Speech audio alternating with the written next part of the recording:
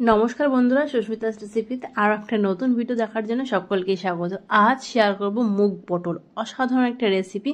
আর নিরামিষ দিনে কিন্তু এই মুগ পটলটা একবার হলেও ট্রাই করে দেখতে পারো। তো চলো, আমি এখানে পটল নিয়েছি।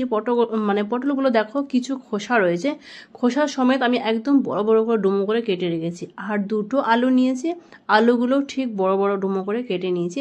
সবজিটা অবশ্যই তোমরা তোমাদের পছন্দ অনুযায়ী নেবে।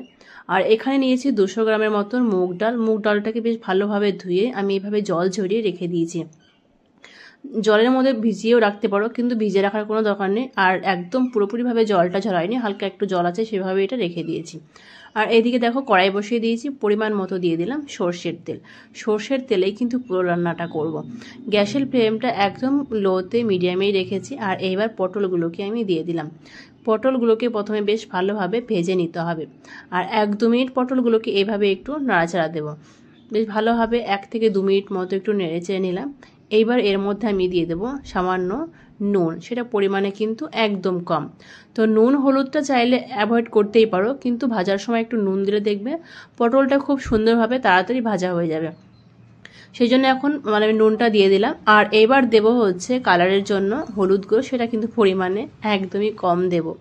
তো দেখতেই পেলে অল্প নুন আর অল্প হলুদ দিলাম। এবার একদম লাল লাল করে পটলগুলোকে ভেজে নেব।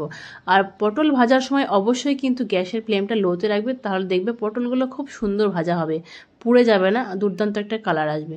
তো পটলগুলো ভেজে নিয়েছি, এবার পটলগুলোকে আমি তুলে নিচ্ছি। আর নিরামিষ দিনে দেখবি একই রকম একঘেয়েমি পটলের সবজি কিংবা কোনো কিছু খেতে ভালোও লাগে না। তো একটু অন্যরকম হলে কিন্তু খুবই ভালো হয়। আর দেখো পটলগুলো আমি তুলে নিয়েছি। আর এখানে তেলের পরিমাণটা দেখালাম একটু কম হয়ে গেছে, তো আর একটু অ্যাড করলাম, 1 টেবিল চামচ মতো আমি তেল অ্যাড করলাম। এর মধ্যে সে আলুগুলোকে আমি এবার দিয়ে দিচ্ছি। একসাথে কিন্তু আলু পটলগুলো কিন্তু একসাথে ভেজে নেওয়া যেতে পারে, কিন্তু আমি আলাদা আলাদা করে ভাজলাম। একই রকমভাবে পটল যেভাবে ভেজেছিলাম ঠিক একই রকমভাবে আমি আলুটাও ভেজে নিয়েছি। এখানেও কিন্তু আমি সামান্য নুন আর হলুদ ব্যবহার করেছি। এবার আমি আলুটাকে তুলে নিলাম। আর এদিকে আমি আর একটা কড়াই বসিয়ে দিয়েছি, এখানে দিয়ে দিলাম পরিমাণ মতো সর্ষের তেল, আর একটা তেজপাতা, একটা শুকনো লঙ্কা, আর কিছু দিয়ে দিলাম গোটা গরম মশলা ফোড়নে, 2টো লবঙ্গ, 2টো এলাচ, 2টো দারচিনি। এলাচটা অবশ্যই একটু ফাটিয়ে দেবে, তেলের মধ্যে দেওয়ার সঙ্গে সঙ্গে দেখবে ফেটে যায়। আর এখানে 1/2 চামচের কম দিয়ে দিলাম গোটা জিরে ফোড়নে। দিয়ে কিছুক্ষণ ফোড়নটা যখন নাড়াচাড়া করব, নাড়াচাড়া করে নেওয়ার পরে এইবার খুব সুন্দর একটা কালারও এসছে, আর গন্ধ দারুণ, খুব সুন্দর গন্ধ বেরোচ্ছে। এবার 1 চামচ মতো দিয়ে দিলাম আদা বাটা। আর আদা বাটা দেখবে তেলের মধ্যে দেওয়ার সঙ্গে সঙ্গে এমন ফাটে, তো আমি একটু ঢেকেই দিচ্ছি। ঢেকে 1 মিনিট মতো একটু কষিয়ে নিলাম আদাটাকে। নাড়তে ভীষণই ভয় লাগছে, এখনও আদাটা ফেটেই যাচ্ছে। তো একটু সামান্য কিন্তু জল অ্যাড করে দিতে পারো, তাহলে দেখবে ফাটবে না। আমি এখানে জলটা অ্যাড করলাম না। আর একটা বড় মাপের টমেটো কুচো করে কেটে রেখেছিলাম, সেই টমেটোটাকে এবার অ্যাড করে দিলাম। টমেটোটাকে বেশ দিয়ে 1 থেকে 2 মিনিট মতো একটু নাড়াচাড়া করবো। এখন কোনো কিছু আমি অ্যাড করলাম না। 1-2 মিনিট নাড়াচাড়া করে নেওয়ার পর টমেটোগুলো কিন্তু দেখো অনেকটাই নরম হয়ে গেছে। এবার কিছু গুঁড়ো মশলাগুলো অ্যাড করছি। 1/2 চামচ মতো দিয়ে দিলাম জিরে গুঁড়ো, 1/2 চামচ ধনে গুঁড়ো, 1/2 চামচ মতো দিয়ে দিলাম হলুদ গুঁড়ো, আর এবার কালারের জন্য 1/2 চামচ মতো দিয়ে দিচ্ছি কাশ্মীরি লঙ্কা গুঁড়ো। সব উপকরণ কিন্তু বেশ ভালোভাবে একটু মিশিয়ে নিতে হবে, 1 থেকে 2 মিনিট মতো এভাবেই কষিয়ে নেব। প্রথমে কিন্তু আমি কোনো রকম জল অ্যাড করলাম না, মশলাটাকে শুকনো অবস্থায় বেশ ভালোভাবে একটু কষিয়ে নিলাম। তারপরে এখানে সামান্য জল অ্যাড করলাম। এবার জলটা দিয়ে বেশ ভালোভাবে মিশিয়ে এবার ঢাকা দেবো। ঢাকা দিয়ে লো টু মিডিয়ামে এটা 2 থেকে 3 মিনিট মতো একটু মশলাটাকে কষিয়ে নেব। 3 মিনিট মশলাটাকে কষিয়ে নেওয়ার পর দেখতেই পাচ্ছ আমি তেলের পরিমাণটা কিন্তু অতিরিক্ত দেইনি, দেখে বুঝতেই পারছো। তো তোমরা চাইলে তেল আরও একটু অ্যাড করতেই পারো, কিন্তু আমি এখানে একদম কম তেল মশলাটাই ব্যবহার করছি। তবে টমেটোর জন্য অনেকটাই বেশি দেখাচ্ছে। আর এইবার কি করব, সেই মুগ ডালটা দেখো জল ঝরিয়ে রেখেছিলাম, তো এটা অনেকটাই ফুলে গেছে, তো মুগ ডালটা এবার দিলাম। আর এইবার মুগ ডালটা দেওয়ার পরে বেশ ভালোভাবে একটু মিশিয়ে নিতে হবে, মশলার সাথে কষিয়ে নেব। যেহেতু মুগ ডালটা আমি এটা কাঁচা অবস্থায় মশলার মধ্যে দিলাম, তো এইভাবে আমি 2 মিনিট ধরে একটু ভেজে নেব। চাইলে মুগ ডালটা আগে শুকনো কলাতে একটু ভেজে তুলে নিতে পারো, কিন্তু দরকার হবে না। বেশ ভালোভাবে কষিয়ে নেওয়ার পরে এবার গরম জল আমি অ্যাড করছি। জলটা কিন্তু অবশ্যই হালকা গরম দেওয়ার চেষ্টা করবে।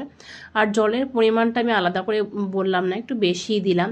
এখানে 2 থেকে 3 গ্লাস মতো আমি গরম জল অ্যাড করলাম।